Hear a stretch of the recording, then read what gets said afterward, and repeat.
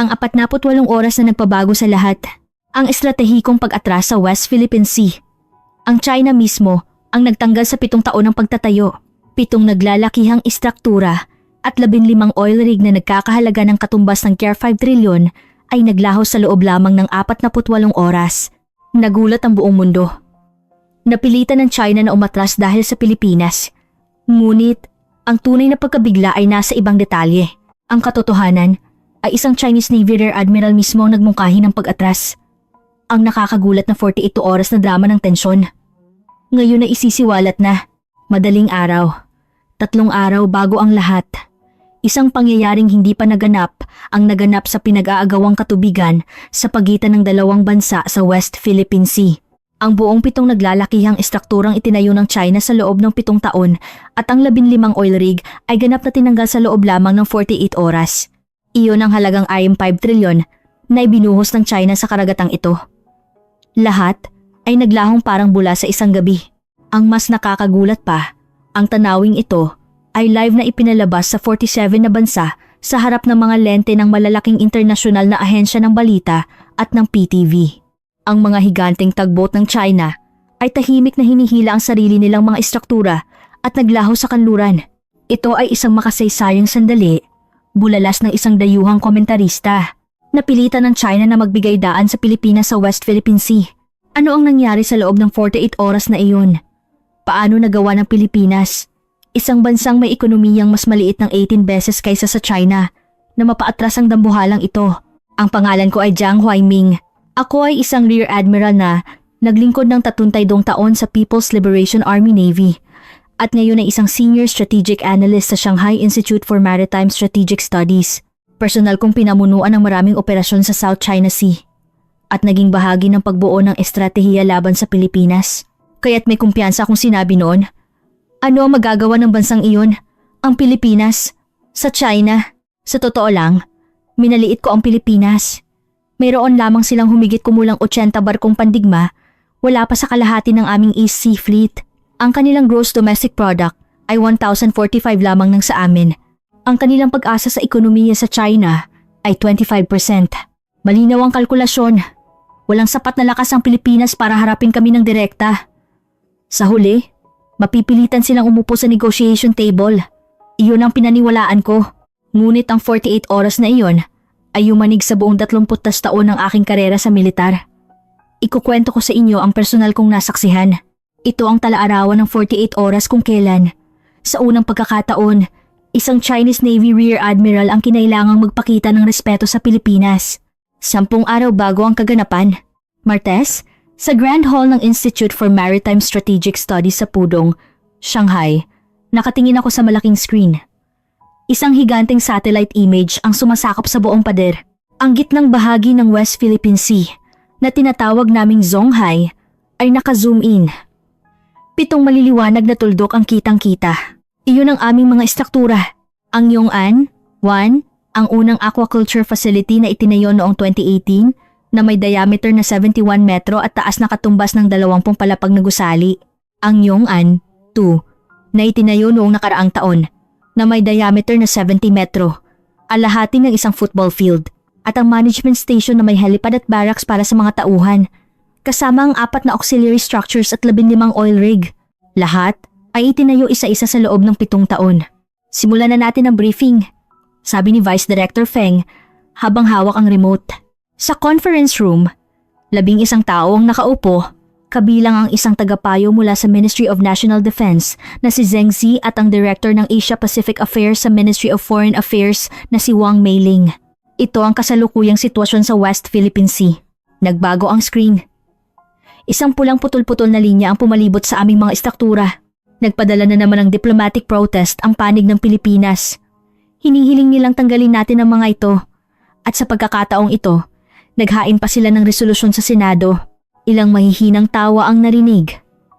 Protesta na naman? Sabi ni Zheng Zi habang nakakrus ang mga braso. Mula 2018, pang-ilan na ba yan?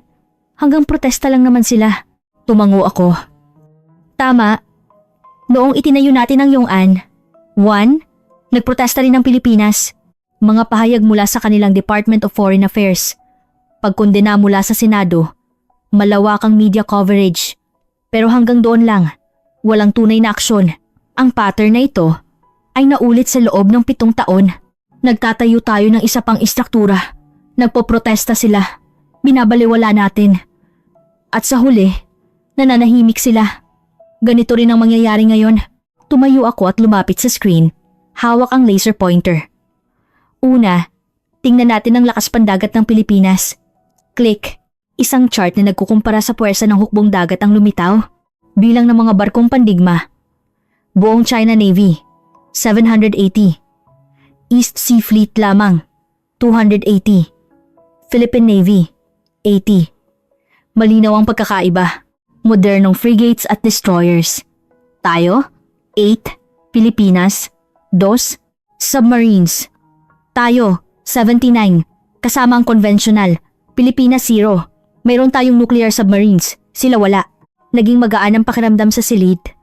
Ang mga numero ay hindi nagsisinungaling. Kung titingnan natin ang GDP, mas lalo pang nagiging malinaw. Sumunod na slide. GDP, China, 18 trillion. Pilipinas, 400 billion. Isang pagkakaiba ng halos 45 beses. Bakit sinabi nating 18 beses kanina? Tanong ng isang batang researcher. Iyon ay sa usaping militar. Sagot ko, ang ating defense budget ay 290 billion. Ang sa Pilipinas ay 25.5 billion. Isang pagkakaiba ng mahigit 50 beses. Bukod pa riyan, mayroon tayong nuclear weapons. Ibinaba ko ang pointer. Ang conclusion ay simple. Hindi kayang harapin ng Pilipinas ang China ng direkta. Pisikal na imposible. Itinaas ni Director Wang Meiling ang kanyang kamay. Kalimutan muna ang militar. Paano ang ekonomiya? Ang posibilidad ng ganting salakay mula sa Pilipinas? Magandang tanong. Iyan ang pinakapuso ng usapin. Click. Isang chart tungkol sa export dependency ng Pilipinas sa China ang lumitaw. 25% ng mga export ng Pilipinas ay patungo sa China. Tayo ang kanilang pinakamalaking trading partner. Mga saging, electronics, produktong agrikultural, tela. Lahat ay kailangan nilang ibenta sa atin para mabuhay. Kaya kung magmamatigas ang Pilipinas, kailangan lang nating magpataw ng import restrictions tulad ng ginawa natin noon sa issue ng THAD system sa South Korea. Natahimik ang silid. Ang insidente ng THAD. Noong 2016, nang mag-install ang South Korea ng US missile defense system, nagpataw tayo ng matinding economic retaliation. Ipinagbawal ang pag-import ng ilang produkto. Nilimitahan ng mga turista. Ipinasara ang malalaking Korean supermarket sa China. Ang resulta? Nagbagsakan ng mga Korean duty-free shops, bumagsak ang kanilang cultural content exports, at nyanig ang ekonomiya ng South Korea. Ngumiti si Zheng Ji. Noong panahong iyon, ano ang ginawa ng South Korea? Natahimik at naghintay na alisin natin ang sanctions, diba? Eksakto. Mariin kong kinumpirma. Ang Pilipinas ay nakadepende sa atin sa ekonomiya at mas mahina sa militar. Kaya't iisa lang ang sagot. Lahat ng mata sa silid ay napabaling sa akin. Magpoprotesta ang Pilipinas at pagkatapos ay unti-unting mananahimik. Tulad ng nakaraang 7 taon, ituloy lang natin ang plano at magdagdag pa ng mga istruktura. Kumpletuhin ang 12 istruktura sa susunod na taon at makontrol ng husto ang West Philippine Sea. Isang palakpakan ng umalingaw-ngaw. Bumalik ako sa aking upuan at naisip, ano nga ba ang magagawa ng Pilipinas? Hindi ba nila nakikita ang realidad? Sakto noon, bumukas ng malakas ang pinto ng conference room. Isang sekretarya ang tumakbo papasok. Urgent report. Lahat ng mata ay napunta sa kanya. Hingal na hingal ang sekretarya. Kakadeploy lang ng Philippine Navy ng kanilang pinakabagong missile frigate task group, ang BRP Jose Rizal, sa West Philippine Sea. Nagkagulo ang silid. Missile frigate task group? Anong ibig sabihin yan? Tanong ni Zheng Ji. Ang BRP Jose Rizal, ang BRP Antonio Luna, at 2 corvette kasamang 2 patrol ship ay gumagalaw na patungo sa West Philippine Sea. Pinaningkitan ko ang aking mga mata. Isang fleet? Pagpapakitang gilas lang yan. Sa loob ng 2 araw, aatras din sila. Iwinagayway ko ang aking kamay. Nag-aalangang nagtanong si Vice Director Feng, ngunit, Rear Admiral, ang BRP Jose Rizal ang kanilang pinakabago at pinakamakapangyarihang barko, hindi ba? Kamakailan lang ito na komisyon. Nabalitaan ko ring may kakayahan itong magdepensa laban sa ballistic missiles. At ano naman ang kinalaman ng ballistic missile defense sa mga istruktura sa dagat? Natawa ako. Siguradong para lang magpakitang gilas. Hindi sila pupunta doon para sirain ang ating mga istruktura. Napanatag muli ang silid. Kumpiyansa ako. Kahit magpadala pa ng mga barko ang Pilipinas, ano ang mababago nito?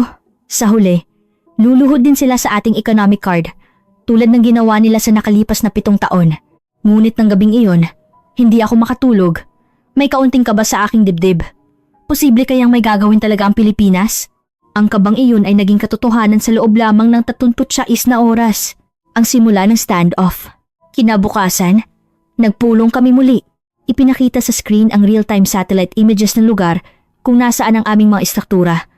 At sa paligid nito ay mga barkong pandigma ng Pilipinas na nagpapatrolya. Ito ang kasalukuyang deployment ng Philippine Navy simula ni Feng. Ang 2 missile frigate ay nasa posisyong 50 nautical miles sa silangan ng mga istruktura. Ang iba pang mga barko ay nagpapatrolya sa panlabas na perimeter. Wala silang intensyong lumapit. Naghihintay lang sila. Nakakrus ang mga braso ni Zheng Zi. Kita nyo na? Pagpapakitang gilas lang. Nakarating na sila doon, pero wala rin silang magawa. Sumang-ayon din ako. Kahit makarating pa ang mga barko ng Pilipinas, hindi nila maaaring galawin ang aming mga istruktura. Ipinagbabawal ng international law ang paggamit ng dahas. At kung magiging diplomatic dispute ito, mas lamang kami. Pero may isang bagay. Itinaas ng isang batang researcher ang kanyang kamay. Ang reaksyon ng media sa Pilipinas ngayon ay iba sa dati. Dati, puro batiko sa gobyerno nila sa pagiging mahina. Pero ngayon, ang nangingibabaw na komento ay suporta sa gobyerno. Ituloy ang laban. Isang screenshot mula sa isang Filipino news portal ang lumitaw sa screen.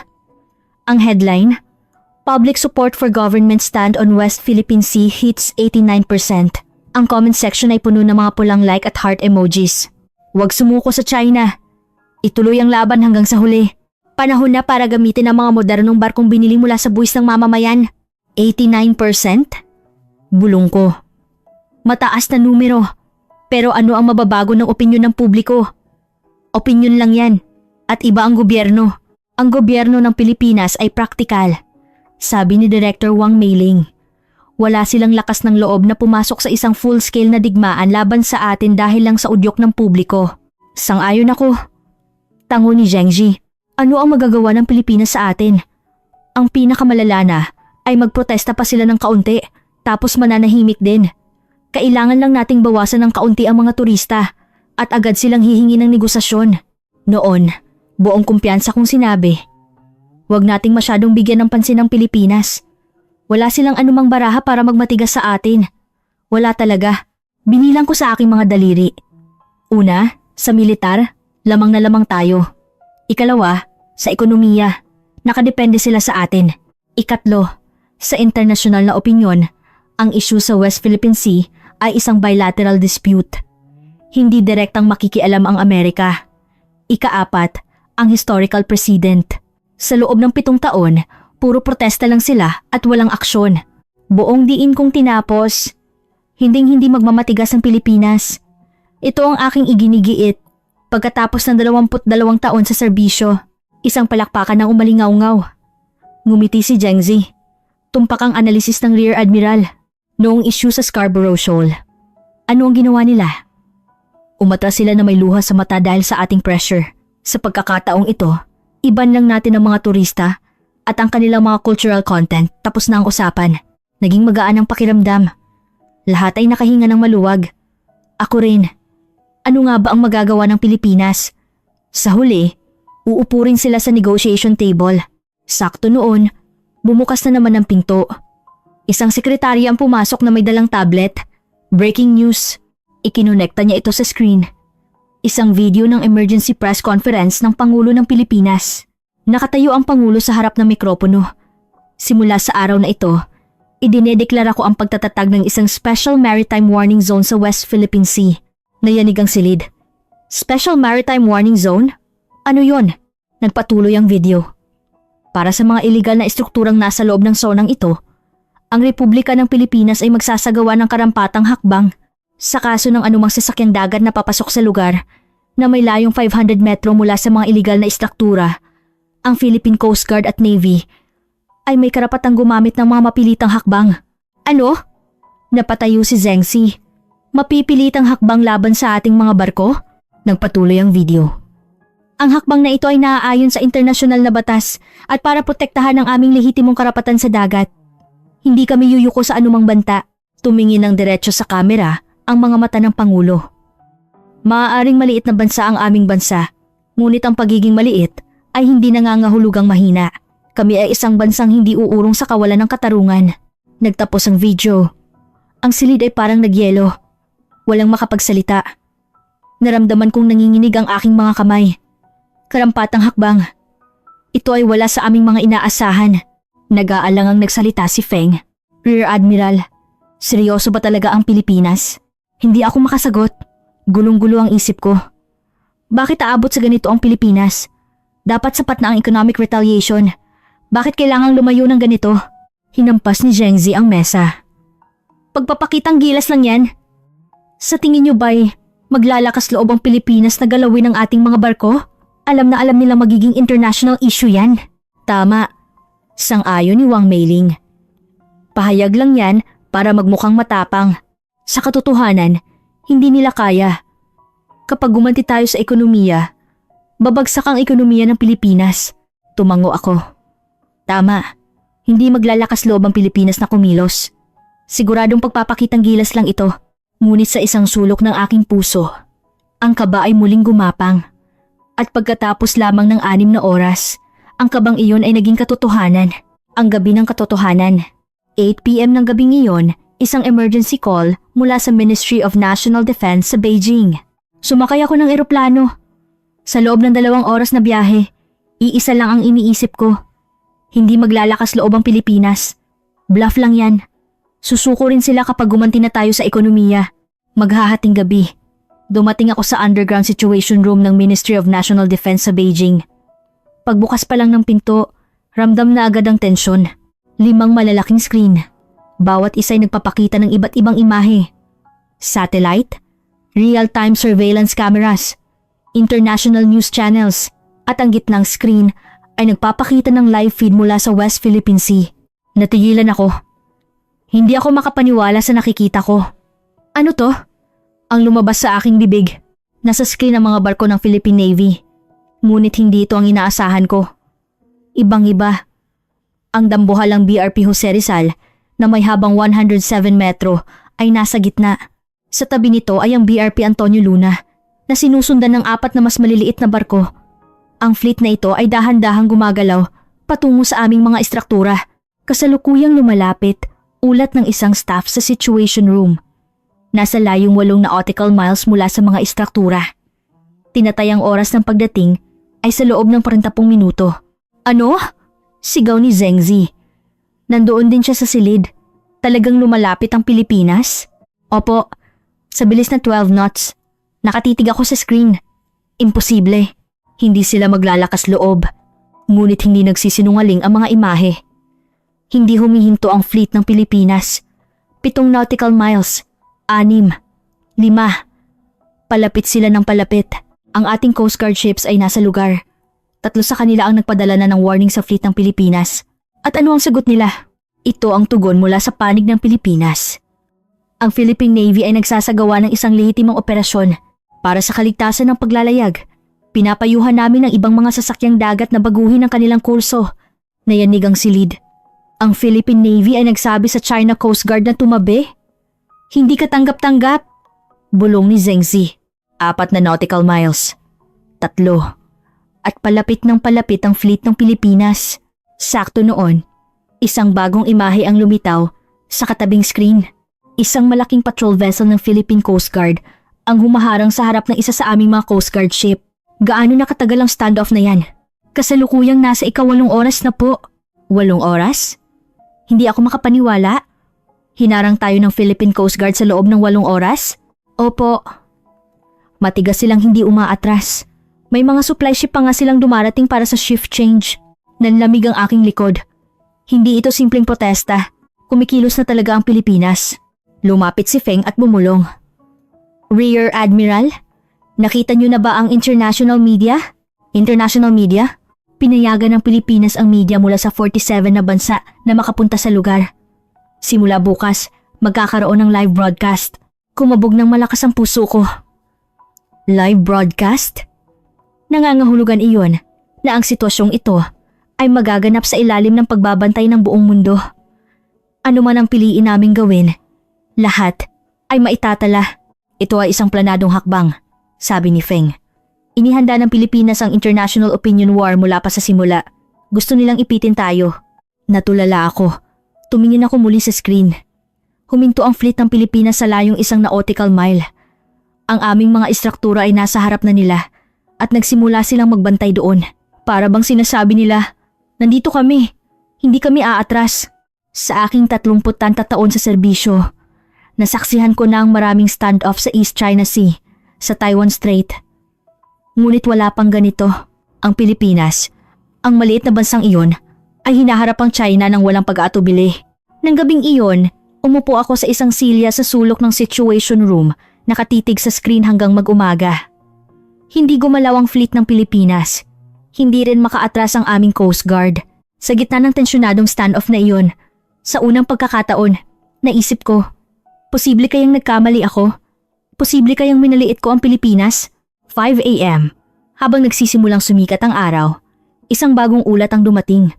Ang mga reporter mula sa malalaking international news agencies at PTV ay nakasakay na sa mga barko ng Pilipinas. Magsisimula ang live broadcast sa 8 a.m. Ipinikit ko ang aking mga mata. Ang 48 oras na countdown ay nagsimula na. Sa ilalim ng pagbabantay ng buong mundo, kailangan naming pumili. Harapin sila o umatras. At ang resulta ng pagpiling iyon ay magtatapos sa isang kahihiyang nagkakahalaga ng IMC trillion. Ang mundo ay nanonood. 1 oras bago magsimula ang live broadcast, ang Situation Room ng Ministry of National Defense sa Beijing ay parang isang larangan ng digmaan. Lahat ay nagtatakbuhan. Walang tigil ang tunog ng mga telepono at ang mga screen ay sabay-sabay na nagpapakita ng mga news channel mula sa iba't ibang bansa. Nakatayo lang ako doon. Hawak ang isang tasa ng kape. Hindi kumukurap. Rear Admiral, tawag mula sa Ministry of Foreign Affairs. Inabot sa akin ni Feng ang telepono. Boses ni Director Wang Meiling ang narinig ko. Admiral Jiang, mas komplikado ang sitwasyon kaysa sa inaakala natin. Anong ibig mong sabihin? Ipinaalam na ng Pilipinas sa Estados Unidos. Maaari nilang dalhin ang sitwasyong ito sa United Nations Security Council. United Nations? Opo. At ang US State Department ay naghahanda na ng isang pahayag. Pabor sa Pilipinas. Nanginginig ang tasa ng kape sa aking kamay. Makikialam ang Amerika. Hindi lang yan. Bumaba ang boses ni Wang Meiling. Kumikilos na rin ang Department of Foreign Affairs ng Pilipinas. May impormasyon na maglalabas sila ng isang joint statement ngayong araw. Kasama ang sino? Hindi pa sigurado. Pero malaki ang posibilidad na kasama ang European Union. Ibinaba ko ang telepono. Tulala. Ang EU ay papanig sa Pilipinas. Sakto noon, isang bagong imahe ang lumitaw sa screen. Nagsimula na ang live broadcast. Ang mga logo ng international media outlets ay pumuno sa screen. Isang reporter ang may hawak na mikropono. Sa likod niya ang West Philippine Sea. Ako po ay nasa BRP Jose Rizal ng Philippine Navy, sabi ng reporter. Sa likod ko ay ang istrukturang itinayo ng China. Idineklara ng gobyerno ng Pilipinas na ito ay isang iligal na istruktura. Itinutok ng kamera ang aming istruktura. Ang Yong'an 1, isang higanting bakal na nakatayo sa gitna ng dagat. Sa kasalukuyan, naghaharap ang Philippine Navy at ang China Coast Guard. Ang standoff na ito ay tumagal na ng mahigit 12 oras. Tumahimik ang Situation Room. Lahat ay nakatitig sa screen. 12 oras. Hindi umaatras ang Pilipinas. Sa unang pagkakataon, kinailangan kong aminin. Hindi ito pagpapakitang gilas. Seryoso ang Pilipinas. Kaya nilang magtagal. Pero ano ang plano nila sa huli? Sabi ni Zhengzi sa tabi ko. Kung gagalawin nila ang ating istruktura, iyon ay isang act of aggression. Magiging international issue. Tama, tango ko. Kahit gaano pa katigas ang Pilipinas, hindi nila maaaring basta nalang tanggalin ang ating mga istruktura. Iyon ay isang hayagang paggamit ng dahas. Sa huli, negosasyon pa rin ang kahahantungan. Sumang-ayon si Zhengzi. Ginagawa nila ito para palakasin ang kanilang bargaining power. Naglalagay sila ng pressure para makakuha ng paborableng kondisyon. Manatili lang tayong matatag. Kung ang Pilipinas ang unang hihingi ng negosasyon, tayo ang maglalatag ng mga kondisyon. Sakto noon, isang breaking news sticker ang dumaan sa screen. Pangulo ng Pilipinas, inaasahang maglalabas ng isang kagyat na pahayag. Pahayag na naman? Kumunot ang aking noo. Bumalik ang imahe sa barko ng Pilipinas. Ang Pangulo ay nasa harap ng mikropono. Mga kababayan at mga manonood sa buong mundo, matatag ang boses ng Pangulo. Ngayon, nais kong linawin. Hindi kami makikipagnegosasyon. Nagkagulo ang situation room. Ano? Walang negosasyon? Nagpatuloy ang Pangulo. Ang mga iligal na istruktura ay dapat tanggalin. Hindi ito isang bagay na dapat pag-usapan. Ang mga iyan ay iligal na itinayo sa aming karagatan. Itinutok ng kamera ang mukha ng Pangulo. Hindi kami yuyuko sa pressure. Kung mayroong economic retaliation, tatanggapin namin. Handa na kami. Ngunit hindi namin isusuko ang aming karagatan. Nanikip ang dibdib ko. Tinatanggihan ng Pilipinas ang negosasyon. At sinasabing tatanggapin nila ang economic retaliation. Ito ay isang senaryo na hindi ko kailanman inasahan. Imposible. Bulong ni Zheng Zi. Makikipagyera sa ekonomiya ang Pilipinas sa atin? Iyan ay pagpapakamatay. Ngunit ang sumunod na sinabi ng Pangulo ay mas nakakagulat. Kasabay nito, ngayong araw, opisyal na idudulog ng aming gobyerno ang sitwasyon sa West Philippine Sea sa United Nations Security Council at pinayagan na ng aming gobyerno ang media mula sa 47 na bansa na i-cover ng live ang buong pangyayari. Ang buong mundo ay nanonood. Ang katotohanan ay hindi maitatago. Nagtapos ang pahayag. Natahimik ang situation room. Naramdaman kong nanghina ang aking mga tuhod at napaupo ako sa silya. Umabot na sa ganito ang Pilipinas. Kailangan kong aminin. Nagkamali ako sa pagtantiya sa Pilipinas. Ang bansang nanahimik sa loob ng 7 taon ng protesta ay nagbago na ng ganito. Lumapit si Feng at bumulong. Rear Admiral, ito ang pinakabagong datos sa public opinion sa Pilipinas. Ipinakita niya ang tablet. Support for the government, 91%. Ano? Tumaas mula sa 89% kahapon? Opo, ang mga Pilipino ay lubos na sumusuporta sa kanilang gobyerno. Nakatitig ako sa numerong 91%. Nangangahulugan iyon na halos ang buong bansa ay nagkakaisa. Iyon ay pagpapakita ng isang determinasyon na handang tiisin kahit pa ang economic retaliation. Hindi ito desisyon ng gobyerno lamang. Ito ay desisyon ng buong sambayan ng Pilipino. Sa sandaling iyon, sa unang pagkakataon, nakaramdam ako ng takot. Maaari kaming manalo gamit ang lakas militar. Maaari kaming manalo gamit ang lakas ekonomiya. Ngunit paano mo babaliin ang kalooban ng isang buong bansa? Ang kalooban ng isang bansa. Ika, 18 oras ng live broadcast. Ang sitwasyon ay lumayo na sa aming mga prediksyon. Tinitipon ko ang mga reaksyon mula sa iba't ibang bansa sa isang sulok ng silid. Estados Unidos. Handa ang 7th Fleet na suportahan ng kanilang kaalyado kung kinakailangan. European Union. Pinupuri ang pagsisikap ng Pilipinas na sumunod sa internasyonal na batas. Australia. Canada. Nagpapalakas ng maritime security cooperation sa Pilipinas. Indonesia. Ipinakita sa amin ng Pilipinas ang lakas ng loob. Taiwan. Mahigpit na binabantayan ang pagtugon ng Pilipinas. Lahat sila ay panig sa Pilipinas. Walang bansang sumusuporta sa amin maliban sa Russia at North Korea. At ang kanilang suporta sa ganitong sitwasyon ay maaring mas makasama pa. Sakto noon, ang pinaka hindi inaasahang balita ang dumating. Admiral Jiang. Tumakbo si Feng. Emergency press conference ng Pangulo ng Indonesia. Ipinakita sa screen ang Pangulo ng Indonesia. Ipinakita sa amin ng Pilipinas na kahit ang isang maliit na bansa ay maaaring tumayo laban sa isang dambuhala. May namumuong luha sa mga mata ng Pangulo. Kami, sa Indonesia, ay nakaranas din ng parehong bagay. Ngunit hindi kami nakakilos. Ang Pilipinas ay nagbibigay sa amin ng lakas ng loob. Kumabog ang puso ko. Indonesia. Isang bansang mayroon ding alitan sa amin sa South China Sea. Nagtayo kami ng mga istruktura sa kanilang exclusive economic zone at wala silang nagawa. Ngunit pinapatunayan ng Pilipinas na kapag tumayo ka at hindi sumuko, maaari kang manalo. Sa unang pagkakataon, nakaramdam ako ng matinding pangamba. Hindi na ito tungkol sa Pilipinas lamang. Kung aatras kami dito, ang parehong bagay ay mangyayari sa Indonesia sa Malaysia, sa Vietnam.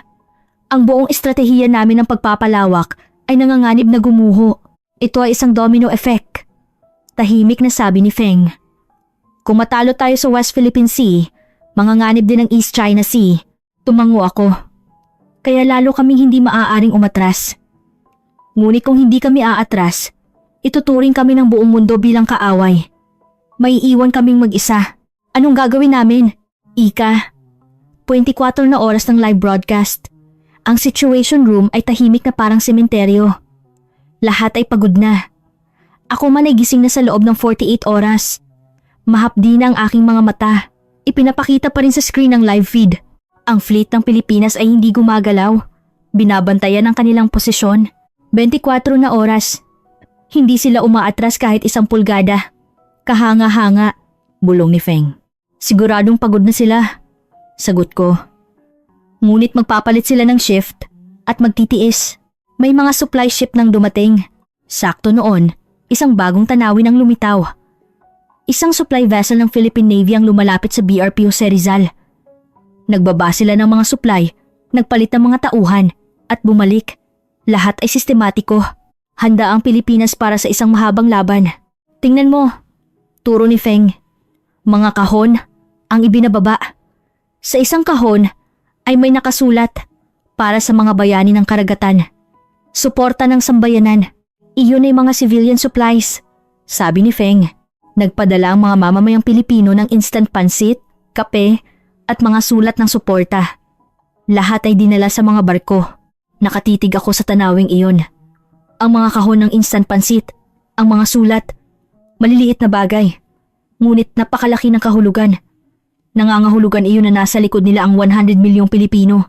Sa sandaling iyon, isang alaala mula 30 taon na ang nakalipas ang bumalik. Noong bata pa akong opisyal, sumali ako sa isang exchange program sa Pilipinas.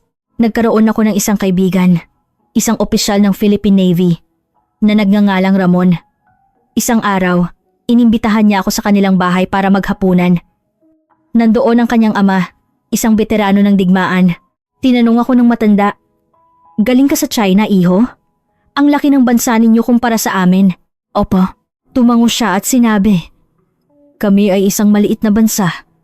Palagi kaming kailangang humanap ng paraan upang mabuhay sa gitna ng malalaking bansa. Ngunit tandaan mo ito. May isang paraan para mabuhay ang isang maliit na bansa. Ano po iyon? Huwag kailanman lumuhod." Malakas ang tingin ng matanda. Kapag lumuhod ka ng isang beses, luluhod ka habang buhay. Kaya hindi kami luluhod. Mas gugustuhin naming mamatay kaysa lumuhod. Ang mga salitang iyon, mula 13 taon na ang nakalipas, ay nagiging katotohanan sa harap mismo ng aking mga mata. Hindi lumuhod ang Pilipinas. Rear Admiral, ibinalik ako sa kasalukuyan ng boses ni Feng. Emergency meeting. Lahat ay pinapatawag. Pumasok kami sa isang mas malaking silid. Naroon ang mga pinuno ng militar at mga opisyal ng foreign affairs. Mabigat ang atmosfera. Nagsalita ang Minister of National Defense. Ibuod ang sitwasyon. Mayroon tayong 3 pagpipilian. Option 1, hardline confrontation. Magpadala ng karagdagang barko, direktang harapin ang fleet ng Pilipinas. Panganib, posibilidad ng armadong sagupaan na mag-uudyok sa interbensyon ng Amerika. Option 2, maintain status quo. Ipagpatuloy ang standoff. Hintaying sumuko ang Pilipinas. Panganib, tumitinding pressure mula sa internasyonal na komunidad, isang mahabang labanan na hindi pabor sa atin. Option 3, strategic withdrawal. Tanggalin ang ilan o lahat ng istruktura. Humanap ng diplomatikong solusyon. Panganib, pagkawala ng dangal, domino effect sa West Philippine Sea. Natahimik ang silid. Si Zheng Ji ang unang nagsalita. Option 1, kailangan nating maging matigas. Kung matatalo tayo dito, tapos na ang lahat. Umiling si Wang Meiling. Masyadong mapanganib ang option 1. Kung makikialam ang Amerika, hindi natin makokontrol ang sitwasyon. Kung gayon, option 2, magtiis lang tayo. 24 na oras na tayong nagtitiis. Gumanda ba ang sitwasyon? Lalong sumasama ang tingin sa atin ng mundo. Nagsimula ang debate. Tahimik akong nakikinig. Ang mga numero ay umiikot sa aking isipan. 7 istruktura, 15 oil rig, 7 taon ng pamumuhunan, 5 trilyon. At ang mga mata ng 47 na bansa, ang 7th Fleet ng US, ang Philippine Navy, ang suporta ng Indonesia, Taiwan, India, ang 91% na suporta ng mamamayang Pilipino. Tapos na ang kalkulasyon. Rear Admiral Jiang, ano ang iyong opinyon? Tumingin sa akin ng ministro. Dahan-dahan akong tumayo. Ang aking opinyon ay option 3. Nagkagulo ang silid. Ano? Pag-atras? Ibig mong sabihin ay susuko tayo sa Pilipinas? Sigaw ni Zhengzi. Hindi. Ito ay isang estratehikong pag-atras. Mahinahon kong sinabi. Lahat ay nakatitig sa akin. Sa ngayon, ang kalaban natin ay hindi ang Pilipinas. Itinuro ko ang screen. Ang Amerika, EU, Australia, Indonesia, Taiwan, India. Ang buong mundo ay panik sa Pilipinas. Nakikipaglaban tayo sa buong mundo. Tumahimik ang silid. Kung pipiliin natin ang option 1, makikialam ang Amerika. Kung magkaroon ng sagupaan, iyon ay digmaan. Kaya ba nating manalo sa digmaang iyon? Walang sumagot. Kung pipiliin natin ang option 2, hindi aatras ang Pilipinas. 91% ng kanilang mamamayan ay sumusuporta. Kaya nilang magtagal ng ilang buwan. Samantala, magiging kaaway tayo ng buong mundo. Huminto ako sandali at nagpatuloy. Option 3. Estratehikong pag-atras. Masasaktan ang ating dangal, ngunit matatapos ito sa pagkawala ng UL 5 trilyon. Mas mabuti iyon kaysa sa digmaan. Mas mabuti kaysa sa pagiging isolate ng buong mundo. Paano ang East China Sea? Kontra ni Zhengzi. Kung aatras tayo dito, magiging agresibo ang Japan. Tama. Tango ko. Ngunit mas mabuting umatras at muling mag-ipon ng lakas kaysa lumaban at matalo ngayon. Kailangan natin ng panahon. Natahimik ang silid. Tinitigan ako ng ministro. Rear Admiral Jiang, 30 taon kang sundalo. Talaga bang iminumungkahi mo ang pag-atras? Ipinikit ko ang aking mga mata at muling iminulat. Ang mga salita ng ama ni Ramon 30 taon na ang nakalipas ay umalingaw-ngaw. Ang paraan para mabuhay ang isang maliit na bansa. Huwag kailanman lumuhod. Tinupad ng Pilipinas ang salitang iyon. At kailangan naming pumili sa harap niyon. Opo, sagot ko. Seryoso ako. Simula ng pag-atras, ng gabing iyon, ang desisyon na ginawa sa Beijing. Option 3. Estratehikong pag-atras. Ang pag-atras, kinabukasan, pagkatapos ibaba ang utos, maganda ang panahon sa West Philippine Sea.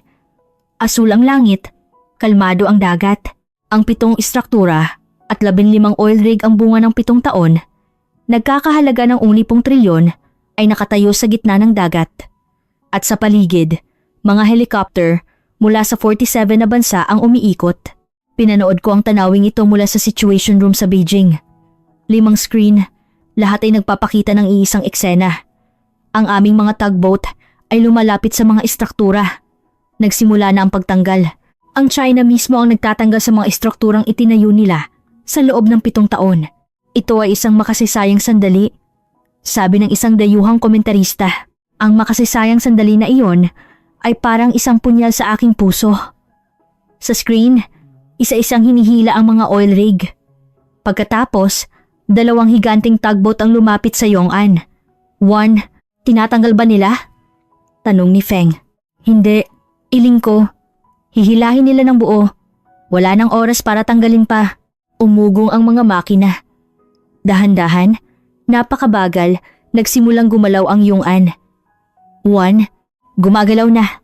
Masayang sigaw ng isang komentarista mula sa PTV. Ang dambuhalang istruktura ng China ay nagsimula ng umatras. Sa sandaling iyon, may bumuntong hininga sa loob ng Situation Room. Hinigpitan ko ang aking kamao. Bumaon ang aking mga kuko sa aking palad. Sa screen, ang Yong'an, 1 ay hinihila pabalik sa kanluran, pabalik pagkatapos ng 7 taon. Ang tanawing ito ay live na ipinapalabas sa buong mundo. Tinatayang 800 milyong manonood ang nakatutok sa sandaling ito, sabi ng isang Arabong komentarista. 800 milyon. 800 milyong tao ang nanonood sa aming pag-atras. Sa sulok ng screen, nandoon pa rin ang fleet ng Pilipinas. Ang BRP Jose Rizal, ang BRP Antonio Luna. Nakatayo sila roon, na para bang sinasabi, nanalo kami. Hindi kami umuurong. Lumipat ang mga kamera sa deck ng barko ng Pilipinas. Ang mga marino ng Philippine Navy ay nakahanay, nakatayo ng tuwid. Nakatingin sila habang umaatras ang aming mga estruktura. Ang Philippine Navy ay sumasaludo sa pag-atras. Sabi ng komentarista. Binantayan nila ang posisyong ito sa loob ng 48 oras. Hindi sila umuurong kahit 1 pulgada. Tiningnan ko ang mga mukha ng mga marinong iyon. Mga bata pa sila, marahil ay nasa early 20s. Ngunit ang kanilang mga mata ay matatag. Walang takot. Tinalo nila kami. Hindi dahil sa dami ng barko. Hindi dahil sa GDP. Hindi dahil sa defense budget. Ang mga matang iyon ang tumalo sa amin. Nang mawala na ang huling istruktura sa abot tanaw, sinabi ng isang komentarista, isang makasaysayang sandali. Ganap nang umatras ang China mula sa West Philippine Sea. Natahimik ang situation room. Sakto noon, isang bagong eksena ang lumitaw sa buong Pilipinas sa Roxas Boulevard sa Maynila. Sa baybayin ng Cebu, sa sentro ng Davao nagsilabasan ng mga tao sa kalsada. Winawagayway nila ang bandila ng Pilipinas. Naghihiyawan sila. Ang mga Pilipino ay nagsilabasan sa mga kalsada, sabi ng komentarista. Isang spontaneong pagdiriwang sa buong bansa. Isang interview ang ipinakita sa screen. Isang matandang babae ang umiiyak na nagsabi, "Sa buong buhay ko, hindi ko akalaing makikita ko ang araw na ito. Nanalo tayo sa China. Ang maliit na bansa ay nanalo sa malaking bansa." Isang binata ang nagsabi, "Proud ako. Proud sa Philippine Navy. Proud na maging Pilipino." Nakatitig ako sa tanawing iyon. 100 milyong tao nagkaisa. Ang lakas na iyon ang tumalo sa amin. Lumapit si Feng. "Rear Admiral, narito na ang buod ng pinsala." "Magkano?" 7 istruktura, 15 oil rig. Ang gasto sa pagtatayo, operasyon at pagtanggal ay aabot sa R5.047 trilyon. 5 trilyon. 7 taon ng pamumuhunan, naglaho sa loob ng 48 oras. At, dagdag ni Feng, ang pinsala sa ating internasyonal na reputasyon ay hindi masukat. Tumango ako. Hindi pera ang problema. Ang tunay na pagkawala ay iba. Isang bansa ang tumayo laban sa China. Nakita iyon ng buong mundo. Nakita ng Indonesia. Nakita ng Taiwan. Nakita ng India. Pinatunayan ng Pilipinas na kahit ang maliit na bansa ay maaaring manalo. Iyon ang tunay na pagkawala. Ang huling eksena sa screen, ang West Philippine Sea, wala ng mga istruktura. Sa ilalim ng asul na langit, marahan ng mga alon. At sa karagatang iyon, ang fleet ng Pilipinas ay payapang naglalayag. Nakuha muli ng Pilipinas ang West Philippine Sea. Sabi ng isang komentarista. Pinatay ko ang screen, sumandal sa upuan, at ipinikit ang aking mga mata. 32 taon sa serbisyo, hindi mabilang na tagumpay. Ngunit ngayon, natalo ako at ang pagkatalong ito ay magbabago sa aking buhay. 6 na buwan makalipas. Shanghai. Nakatingin ako sa labas ng bintana ng aking opisina. Ang abalang daungan, isang mapayapang tanawin. Ngunit ang aking puso ay hindi mapayapa. 6 na buwan na akong hindi makatulog. Nang mahimbing, ang mga imahe ay paulit-ulit na bumabalik. Ang live broadcast, ang aming mga estrukturang hinihila, ang pagsaludo ng mga marinong Pilipino, ang hiyawan ng mga mamamayang Pilipino. Kailangan kong aminin, nagkamali ako. Sa loob ng 32 taon, naniwala ako sa isang kasinungalingan. Mas maraming barko, panalo ka. Mali. Mas malaking GDP, panalo ka. Mali. Nakadepende sa ekonomiya ang kalaban, panalo ka. Mali. Ang Pilipinas ay may mas kaunting barko. Mas maliit ang GDP. Nakadepende sa amin sa ekonomiya. Ngunit nanalo sila. Bakit? Kalooban. Ang isang salitang iyon ay umiikot sa aking isipan. May kalooban ng Pilipinas. Ang kaloobang hindi kailanman uurong. Ang kaloobang mas gugustuhin pang mamatay kaysa lumuhod. At ang kaloobang iyon ay pag-aari ng 100 milyong tao. Hindi lang ng gobyerno, kundi pati na rin ng komunidad ng negosyo, ng media, ng matatanda, ng kabataan. Lahat. Mayroon ba tayo niyan?